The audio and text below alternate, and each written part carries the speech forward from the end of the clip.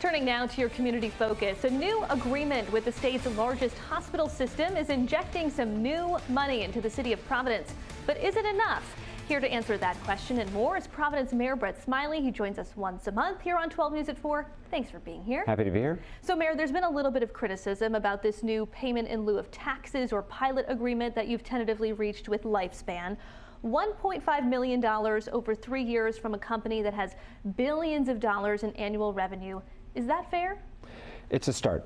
And you know, I've been clear that I wished it had been a larger starting point, but the most important thing is that now we have a formal written agreement that will be ratified by the City Council and signed by all the parties, by all the large institutions.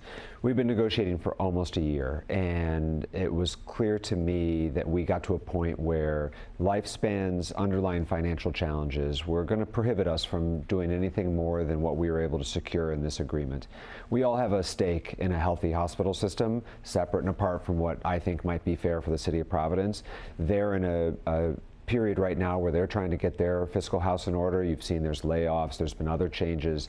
And so what we decided to do was a short-term agreement to give them some time and space to right the ship for themselves, and then we're going to be back at the negotiating table in 2 years. I hope that that next round of negotiations is a higher number, but this is a start and it's progress, and the taxpayers of Providence should be relieved that there is in fact now payments coming from every large institution in the city. Let's talk about another big business story, Hasbro. You told my colleague Alexandra Leslie last week that if Hasbro wants to move out of Pawtucket and stay in Rhode Island, they should consider Providence. Have you had any additional conversations with Hasbro's CEO about that?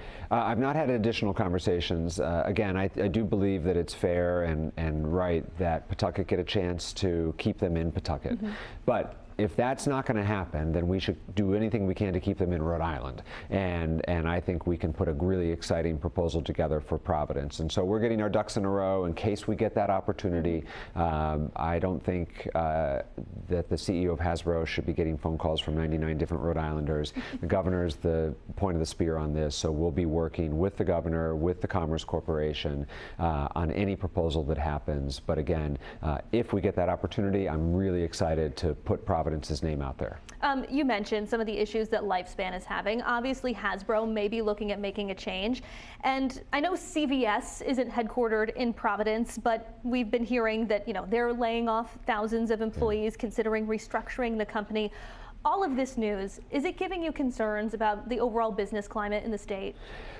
Sadly, I think all of these things are individual circumstances. So in Hasbro's case, they've evolved. They're no longer just a toy company. They're not the company that my husband's grandmother worked on the assembly line of. They're now a gaming company, and they're doing movie licensing deals.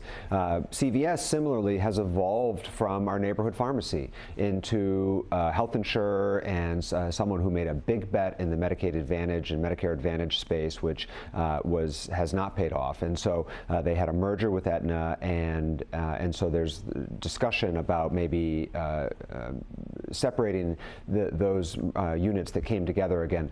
What I think is most important for Rhode Island state leaders and for all of us in local government, that the institutions in our communities, that we understand what they're going for, that we understand where they're going to, so that we can try to meet their needs and make sure they stay here. I don't think it's a broader conversation about the business climate in Rhode Island. I think it's a conversation about how these companies evolve, and sometimes we don't keep up with them. We need to make sure that they're meeting their needs for where they are today and where they're going to be 10 years from now, so that we're not spent running after them as they talk about leaving. I want to talk to you about housing, obviously a major issue, not just in Providence. You just made some changes to some ordinances that ensure that any remaining COVID relief money is going into the city's housing trust. Am I getting that right? That's right. Yeah, we're sort of at the couch cushion phase of this. As I've said before, like, the most important thing with federal dollars is to never send any of it back to Washington, and that's where we are. There's a time limit on these. We have to have them encumbered, and so we've taken any last bit of federal pandemic aid that hasn't been encumbered and are transferring that, or proposing to transfer it to the Affordable Housing Trust Fund.